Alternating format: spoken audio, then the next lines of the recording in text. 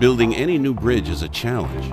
Building one that replaces an existing bridge that 280,000 cars use every day is even more daunting. That's the story of the San Francisco Bay Bridge rebuild.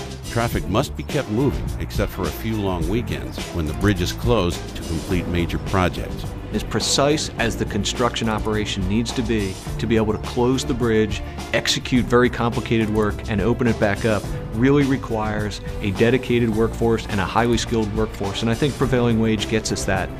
Our cities are faced with tough budget choices, and many are faced with cutting wages and services. When it comes to spending construction dollars, does this make sense?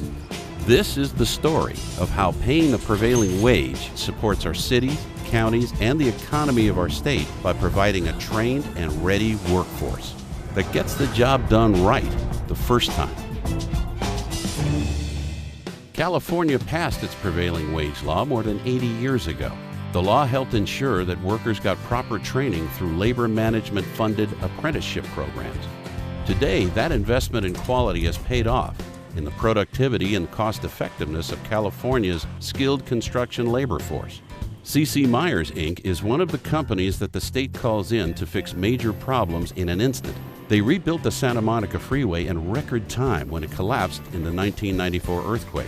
And in 2007, they rebuilt the MacArthur Maze in Oakland when a truck fire devastated it. Gary Janko is C.C. Myers' Executive Vice President. We did the MacArthur Maze. We got that completed 17 days, a lot earlier than everyone expected. With the prevailing wage, we know we're going to get good quality workers. We know we're going to be supporting families that are dedicated to be in the construction field. We know they're going to get the job done the right way, the safe way, and the quality of work will be done right. In California, the prevailing wage law ensures that workers get the training that contractors rely on. The prevailing wage includes monies for training the workforce of the future. Training is key for any employee. In any type of complex building environment, it's impossible for you to rely on untrained or unskilled employees. Cindy McMacken is president of Pan Pacific Plumbing and Mechanical, a woman-owned plumbing business that has 3 offices in California and nearly 1,100 employees. Her company uses the most state-of-the-art building information modeling technology. This BIM technology, we were very lucky and fortunate to get in on the forefront of this. It's basically very exciting. It's transforming the industry in the way that things are constructed. We're not just building things, we're intelligently manufacturing buildings from start to finish.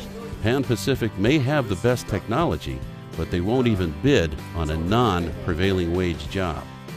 It's hard to compete with the kind of the fly-by-night, open up their trunk of their car and go to work type of contractors. We prefer to be in an environment of professionals and people with the experience like we have with the larger, more complex projects. The state's prevailing wage law requires contractors to pay the minimum wage rate that prevails in the community where the work is to be done. Wage rates are not set by the government. Instead, they're set by the free market in each area. Long Beach Mayor Bob Foster believes that paying prevailing wage not only benefits the individual worker, it's also good for his city. For the community, it's also important. We get to hire local contractors quite often, and those local contractors bring in not only skilled workers, they bring in local people to be trained, not just for jobs, but careers.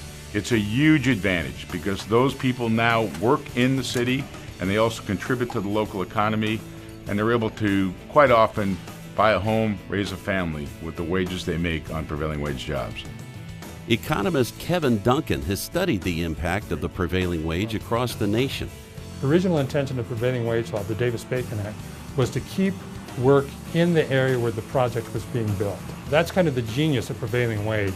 Duncan did a study of 2 California cities, Gilroy and Palo Alto, that were both building similar-sized libraries. The Gilroy Library opened on time in April 2012. The Palo Alto Library, well, that's another story. Opposite of what you might expect, Gilroy paid the prevailing wage, and Palo Alto did not. Obviously, many factors go into the cost of a building. According to Gilroy City Council member Peter LaRoe Munoz, cutting the prevailing wage does not necessarily lead to a less expensive project. Remember that wages themselves are only about 1/5 to 25% of the cost of the project. So lowering the wage by getting rid of prevailing wage actually wouldn't save a project a whole lot of money to begin with. What are other benefits of the prevailing wage for a city? In Gilroy, teamwork was key. Dan Johnson was the construction project manager for the Gilroy Library.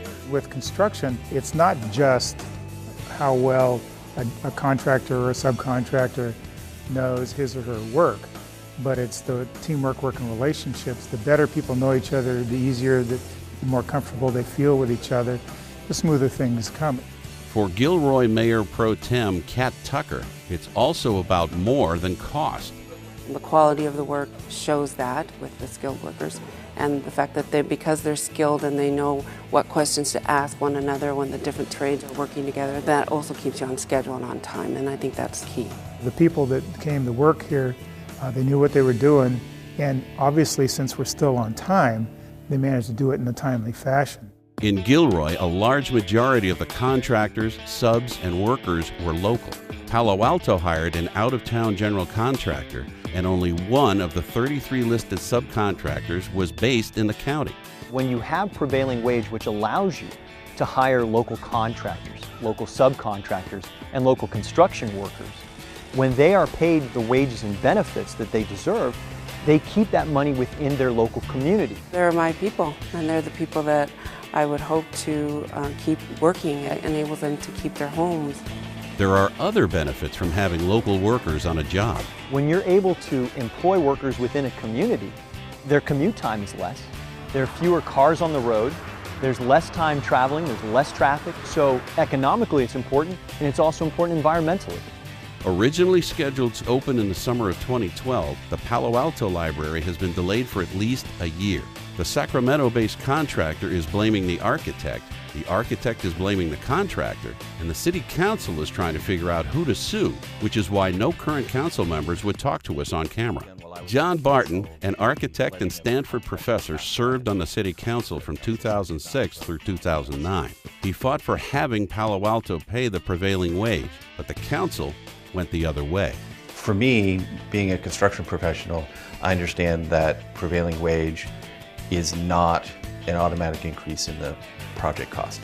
In fact, you're more likely to get a better project on time, so you're going to have better workers, a more efficient system. The cost that matters is labor cost per unit of output. The preponderance of academic research shows that once you take into account the size of the project and the complexity of a project, there's no cost difference between a prevailing wage job and a construction project that's not covered by a prevailing wage. So by removing that element of lowering the wages and keeping a level playing field for all bidders, it encourages them to be more efficient and more effective with their resources and the resources of their workers. What happens if you don't pay the prevailing wage? Fewer Gilroy workers and Santa Clara workers at work in our city. That's just the bottom line.